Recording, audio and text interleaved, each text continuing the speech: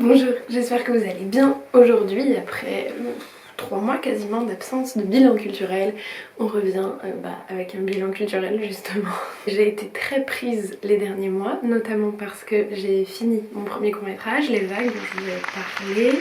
Donc ça y est, c'est fini. Du coup, on part en festival, etc. Donc ça, c'est un travail qui va durer un petit moment, a priori 1 à 2 ans. Parce qu'en fait, bon, c'est compliqué, c'est le monde du cinéma, je vais pas vous expliquer, mais en gros, on va essayer de tourner en festival pendant 1 à 2 ans, donc c'est quelque chose qui va prendre du temps, et puis on doit organiser les avant-premières et tout ça, mais au moins le film est bouclé, fini, étalonné, mixé, montage fait, voilà, tout est fini, donc je suis trop heureuse.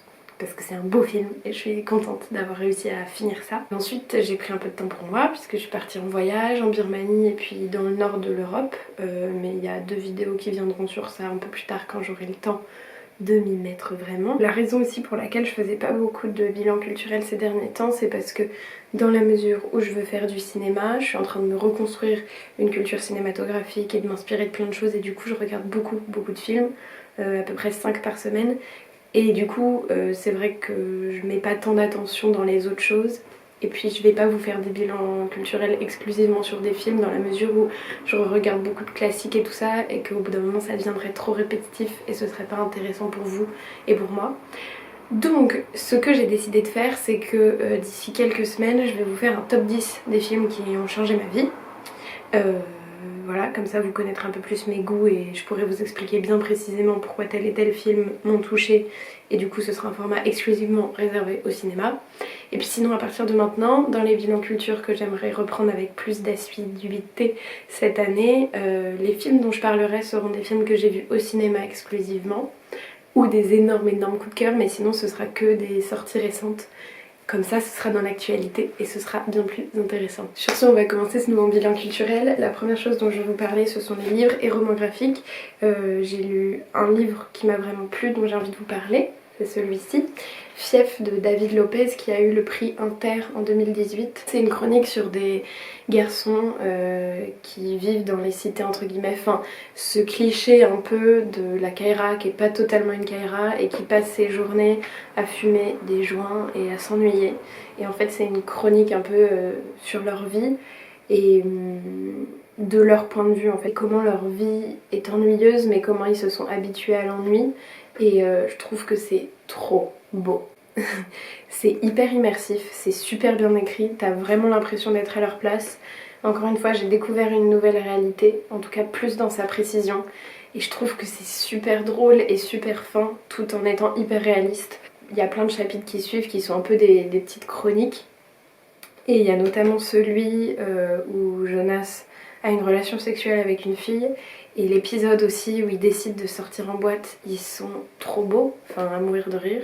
C'est hyper poétique tout en étant hyper sale. Et ah oui, et il y a l'épisode aussi où ils écrivent une dictée tous ensemble, genre ils se font chier, ils bédavent toute l'après-midi. Du coup ils décident d'écrire une dictée ensemble et ce chapitre est à mourir de rire et super beau. Donc c'était très touchant, je vous recommande Fief. Le deuxième truc que j'ai lu, c'est Extase de Jean-Louis Tripp. C'est donc un roman graphique qui parle... Je sais pas si on est tombé sur une page très explicite, mais en soi, ça parle de fesses. Ici, il raconte sa sexualité. En fait, c'est une chronique de sa vie sexuelle depuis qu'elle a commencé et on comprend que c'est le premier tome et qu'il y en a d'autres qui vont arriver. Et dans celui-ci, il parle notamment de la découverte de la masturbation, sa relation avec sa première copine et donc la découverte des vrais premiers rapports sexuels à proprement dit. Et puis sa découverte aussi du monde de la prostitution parce que dû à un ennui sexuel et sa première partouze. Et j'ai trouvé ça hyper intéressant parce que c'était d'un point de vue du mec et que c'était quand même assez sensible. J'ai été notamment hyper touchée par toute la première partie sur la découverte de la sexualité et tout ça. Ça vraiment j'ai trouvé ça plutôt bien parce que justement on est dans la tête de ce gamin de 15 ans qui se pose les questions etc. Et j'ai trouvé ça plutôt touchant et intéressant. Après c'est clair qu'au bout d'un moment quand tu passes à l'âge adulte et que tu comprends le rapport que ce mec là a à la sexualité comme un besoin vital au point d'aller contre la liberté des femmes, là ça m'a posé problème et là j'ai été un peu plus en mode où ça commence à devenir touchy, ça commence à devenir très très égoïste, très très masculin, très très patriarcal, très très dérangeant. En même temps, le livre dans son ensemble était plutôt... Enfin je veux dire, je l'ai bien pris dans son ensemble. Donc j'ai vraiment hâte de voir le tome 2 pour voir comment ça évolue.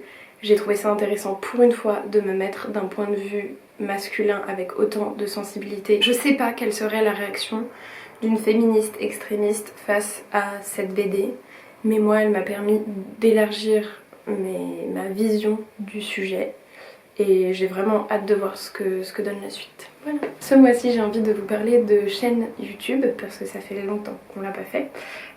Alors en chaîne YouTube je vais vous parler de Clarinette. C'est une jeune fille trop chou qui fait une classe prépa Hippocagne et qui est peut-être pas surdouée, c'est pas le mot, mais qui est d'une intelligence, c'est assez fou. Elle traite notamment de féminisme et aussi de culture, vu qu'elle fait des bilans culturels aussi. Et je trouve que ses propos sont toujours hyper justes et puis surtout qu'elle a une manière de s'exprimer et une maturité face à tous ces sujets. Enfin moi elle m'apprend des choses et elle me met un peu à l'amende sur plein de trucs et ça fait du bien de voir qu'une jeune femme comme ça est capable de m'apprendre autant de choses. Je trouve ça génial qu'elle nous éduque comme ça et ouais. Et du coup je vous conseille d'aller voir sa chaîne. Je pense que je vous en ai jamais parlé, mais il y a une chaîne que j'aime beaucoup et que je regarde systématiquement, c'est Tutube. Enfin Tutube c'est un des formats qu'ils ont créé et la chaîne elle s'appelle Le Club. Donc c'est Guillaume et Pierre Lapin qui ont créé cette chaîne là, ces deux figures un peu du monde internet.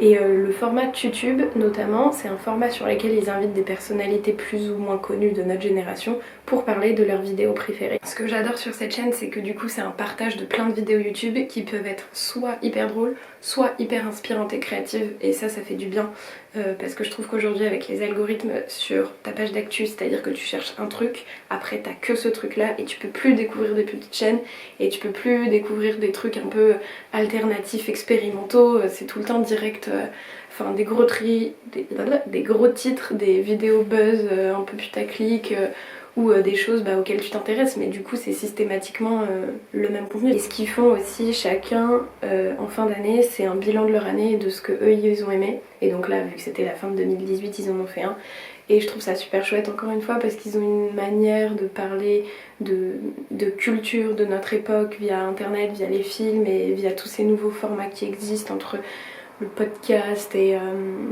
tous ces trucs que je trouve ça hyper cool et je découvre tout le temps des nouvelles choses avec eux. J'ai aussi découvert très récemment par sa vidéo qui s'appelle La virilité Arthur Pereira qui est un créateur sur YouTube qui veut faire du cinéma et qui fait des petits courts-métrages entre guillemets. C'est un mec hyper sensible qui a une manière très poétique de partager des pensées qui sont très dans l'air du temps puisque c'est un peu une réponse à la société de consommation et au mal-être qui existe au XXIe siècle par rapport à la pression sociale, à la productivité, à qu'est-ce qu'on devrait faire absolument, enfin suivre un chemin de vie, avoir une famille, enfin bref, ce schéma qui a toujours finalement existé, il va un peu à l'encontre de ça en répondant avec ces petites vidéos ultra poétiques. Du coup je vous invite à aller voir son travail qui est très joli et qui moi m'a fait du bien. J'ai aussi consommé beaucoup les mois derniers sur YouTube ou par podcast les leçons de cinéma qui sont en fait des conférences organisées par la Cinémathèque française avec des grands réals ou des grands chefs-op ou des grands acteurs qui parlent pendant 1h30 de cinéma et qui font un peu une rétrospective de leur travail. Et bon ça c'est plus d'un point de vue personnel parce que j'ai envie d'apprendre sur ce sujet là, mais si vous êtes un peu intéressé par le cinéma je trouve ça hyper chouette de découvrir ce qui motive un réalisateur et qu'est-ce qui l'anime dans son travail, qu'est-ce qui lui plaît, de connaître un peu les coulisses des tournages, etc. Enfin moi je me suis butée à ça et j'ai appris trop de choses et je trouve que c'était une belle manière de découvrir le travail de quelqu'un par un autre biais, c'est-à-dire sa voix et comment lui il en parle, plus que juste le résultat final qui est le film. Enfin la dernière chose audio dont je voulais vous parler absolument, c'est, je vous avais déjà parlé du fait que j'écoute quasiment tous les épisodes de Les Pieds sur Terre, qui est une émission de France Culture. Là j'ai découvert pendant mon voyage en Birmanie une série de 4 épisodes qui traitait de la drogue. Je vous mettrai ça en barre d'infos aussi. Et j'ai trouvé ces épisodes trop bien parce que ça m'a pas appris des choses sur le sujet, ça m'a juste fait changer ma perception du sujet.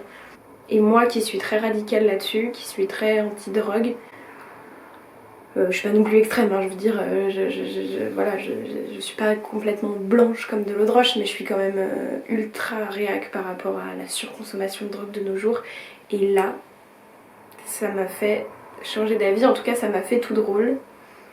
Et c'était intéressant parce que du coup bah j'ai changé ma position là-dessus et ouais, et mon avis a évolué.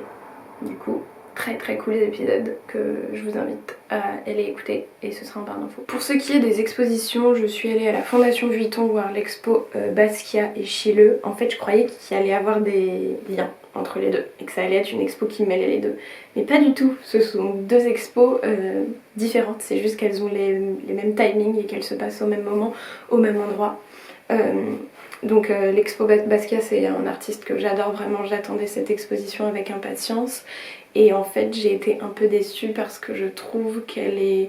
Enfin les œuvres sont belles en soi mais qu'il n'y a pas vraiment un super travail qui a été fait autour de l'expo. J'avais vu celle au musée d'art moderne il y a genre 4 ans, 5 ans, un truc comme ça. Et elle était sublime, genre vraiment ça avait été une révélation artistique, un énorme coup de cœur où j'avais appris plein de choses et tout. Et là en fait j'ai été un peu déçue de la compo de l'expo et de ce que j'y ai appris. Mais bon, si vous ne connaissez pas Basquiat, il faut absolument aller voir ces tableaux parce qu'ils parlent d'eux-mêmes et ils ont une force, une grande force et une grande beauté à mon avis. Et pour ce qui est de Schiele, je sais pas comment ça se prononce, c'était la première fois que je découvrais son travail et c'est magnifique, c'est sublime. Il dessine les corps de manière représentative mais quand même un peu déstructuré, avec des membres démesurés par rapport à d'autres et avec des choses qui l'accentuent vachement, genre les jointures, je sais pas comment on dit, mais les différents muscles et les différents os, comment ils s'emboîtent et tout ça. Et je trouve qu'il y a une sensibilité et une sensualité dans ses corps qui est genre trop bien. Bon, l'expo est un tout petit peu, enfin elle est vraiment petite, c'est une petite expo, il n'y avait pas beaucoup d'œuvres et du coup j'ai trop hâte de découvrir plus en profondeur son travail à une prochaine occasion parce que vraiment c'était de la bombe. Ensuite au Palais de Tokyo, je suis allée voir la carte blanche à Thomas Saraceno. Ce mec là, il mêle art et science et c'est un truc que j'ai trouvé super intéressant. C'est super dur à expliquer, je suis pas assez intelligente pour vous faire une bonne synthèse, mais en gros, il essaye de montrer les miracles de notre Terre, à quel point on la gâche et donc des alternatives pour plus la respecter.